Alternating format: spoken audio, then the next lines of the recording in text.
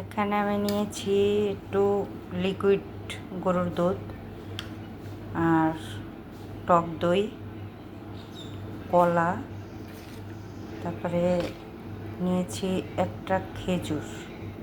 একটা খেজুর ছোট ছোট পিস করে নিয়েছি। তো এটার সাথে দিব 1 চামচ মধু, দিব।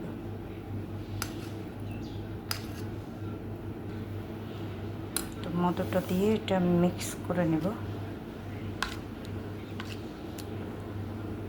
তো আমি এটার সাথে আরও একটা জিনিস অ্যাড করব, যেটা না দিলে আমার কাছে বেশি ভালো লাগে না।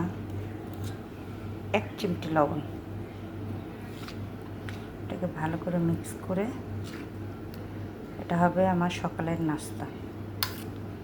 তো যারা ডায়েট করতে চান তাদের জন্য এই খাবারটা খুবই হেলদি, খুবই ভালো। ট্রাই করতে পারেন আপনারা সকালের নাস্তায়।